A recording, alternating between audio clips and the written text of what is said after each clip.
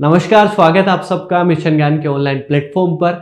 आज के इस वीडियो में हम बात करेंगे पीटीटी और बीएसटीसी के रीजनिंग के सिलेबस के और उसकी स्ट्रेटेजी के बारे में। मतलब कि हमें क्या क्या पढ़ना है और किस तरीके से पढ़ना है ताकि एग्जाम में आने वाले प्रश्नों को हम बहुत बेहतर तरीके से डील कर सकें। डील करने का मतलब भाई इतना सा है कि हमें सही करके आने हैं, लेकिन इसके लिए आपको वीडियो देखना पड़ेगा अंत तक। तो चलिए शुरू करते हैं। सबसे पहले आपको जो जानना जरूरी है वो है विद्वान लोगों की हमारे प्रश्न संख्या कितनी होंगी पेपर के अंदर। रीजनिंग की अगर सिलेबस के वाइज अगर बात की जाए तो 50 प्रश्न आपको देखने को मिलेंगे और प्रत्येक क्वेश्चन कितने नंबर का रहेगा? 3 नंबर का, यानी कि 150 अंक।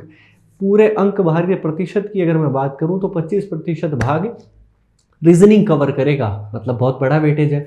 अच्छा, सबसे बढ़िया फायदा रीजनिंग का, क्योंकि ये मेरा सब्जेक्ट है तो मैं थोड़ी सी बढ़ा चढ़ा के इसके बारे में बातें कह सकता हूँ, ऐसा मेरा मौलिक अधिकार है।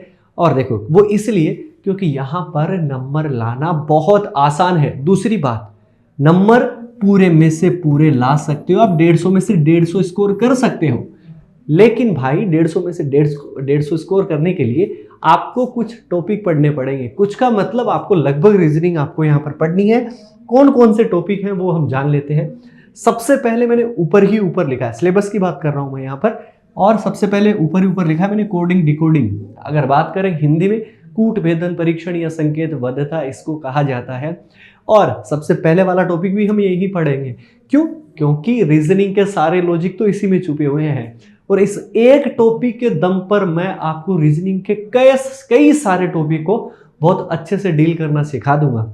ये मेरा विश्वास ही नहीं है, ये हमारी एक परंपरा रही है कि हमने पिछले साल भी जब तैयारी करवाई थी, ये बच्चों का विश्वास है, इस वजह से हम ये बात कह पा रहे हैं। अच्छा, दूसरी बात करें कोडिंग डिकोडिंग के बाद में हम दूसरे टॉपिक पे चलें तो वो सीरीज टेस्ट पढ़ना है। इसमें 2 प्रकार के प्रश्न बन सकते हैं, या तो आपका क्या हो सकता है, नंबर बेस्ड हो सकता है, या लेटर बेस्ड यानी कि अक्षरों पर आधारित हो सकता है। इसके बाद में ब्लड रिलेशन, एक क्वेश्चन देखने को जरूर मिलेगा आपके एग्जाम में, चाहे वो परिचय पर आधारित हो, चाहे वो कोडेड ब्लड रिलेशन का प्रश्न हो।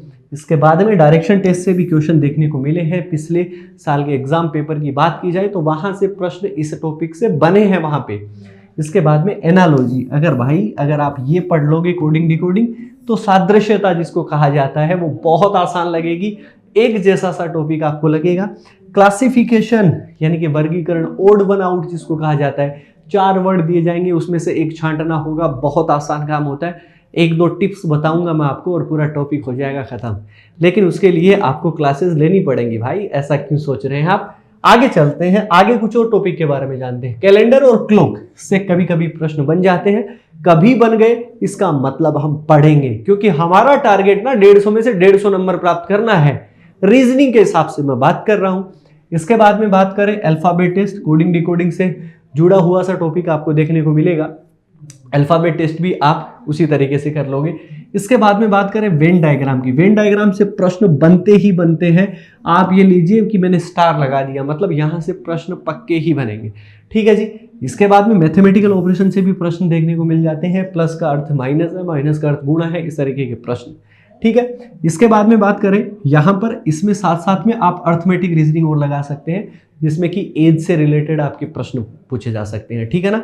तो मैं यहां पर ऑलरेडी लिख रहा हूं कि एज से भी प्रश्न, आपके आयु वाले टॉपिक से भी प्रश्न पूछे जा सकते हैं। अर्थमेटिक रीजनिंग लिख दिया, मतलब मैथ्स का थोड़ा बहुत पार्ट इसके अंदर आ सकता है।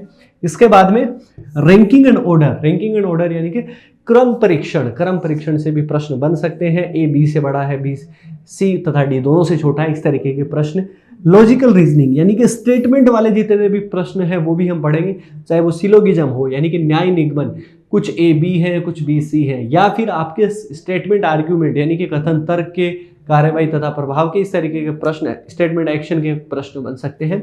और अंतिम टॉपिक जो मैंने लिखा है यहाँ पर वो है आपका नॉन वर्बल में चाहे वो आपके त्रिभुजों की संख्या गिननी हो, चाहे आयतों की संख्या, चाहे वर्गों की संख्या गिननी हो, चाहे वो आपका टॉपिक हो वाटर एंड मिरर इमेज का यानी कि दर्पण तथा जल प्रतिबिंब से संबंधित हो, चाहे कागज को काटना मोड़ना उससे संबंधित प्रश्न हो, चाहे छुपी हुई आकृति खोजना हो, इस तरीके के, या फिर आपका चित्रों पर आधारित जो श्रृंखला परीक्षण आता है उस पर हो।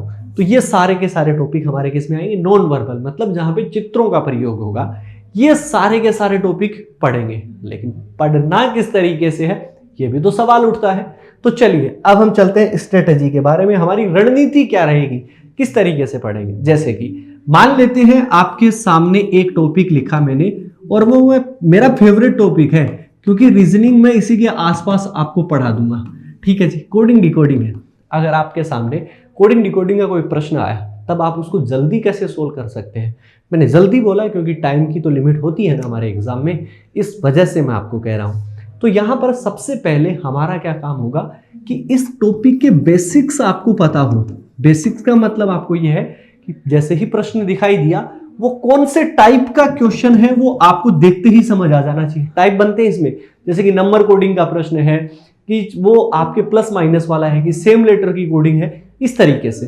तो ये आपको पता होना चाहिए। और उसके बाद में खेल क्या होता है, उसके बाद में खेल होता है बच्चों प्रैक्टिस का, अभ्यास का।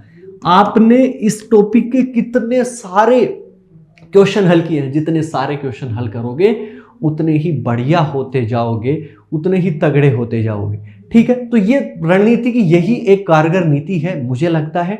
ठीक है, तो अब हम इसको कैसे डील करेंगे। हमारी क्लास से जैसे कि आप सभी को पता होनी चाहिए, बुधवार यानी कि 10 अप्रैल से हम स्टार्ट करने जा रहे हैं। कितने अप्रैल से? 10 अप्रैल से। और शाम को 5 बजे क्लासेज आपको देखने को मिल जाएगी। और पहला जो पार्ट रहेगा वो रीजनिंग का ही रहेगा, मतलब रीजनिंग के साथ में पारी की शुरुआत करेंगे हम। अब हम किस तरीके से पढ़ेंगे, स्टार्टिंग के 20 दिन मान लीजिए आप, तो स्टार्टिंग के 20 दिन हम क्या पढ़ेंगे, एक टॉपिक लेंगे, उस टॉपिक के सारे जो टाइप होते हैं, जिस तरीके के प्रश्न बनते हैं वो सीखेंगे। साथ में मैं आपको करवाऊंगा अभ्यास। और अंतिम दिनों में हम सबका मिक्सअप करके और हम करेंगे प्रैक्टिस धुआंधार। ठीक है ना, तो टॉपिक भी हम पढ़ लेंगे। पहली बात तो ये आपका टॉपिक भी कवर हो गया। अगर आप नए हैं, पहली बार रीजनिंग पढ़ रहे हैं, सबसे बढ़िया। अच्छा जी, इसके साथ साथ में अगर आपने पहले थोड़ा बहुत पढ़ भी रखा है, थोड़ा बहुत जानते हैं, तो आपका रिवीजन होगा, आप अच्छे से कर पाओगे। और लास्ट में, अंत में हम क्या करेंगे, अभ्यास करेंगे सभी प्रश्नों का बहुत तरीके से। लास्ट में आपके लिए मैराथन क्लासेज और जैसा कुछ चाहेंगे वो आप सभी के लिए अवेलेबल हो जाएगा, क्योंकि हम चलेंगे आपके सुझावों पर, आपके अकॉर्डिंग सारी की सारी चीजें रखी जाएगी।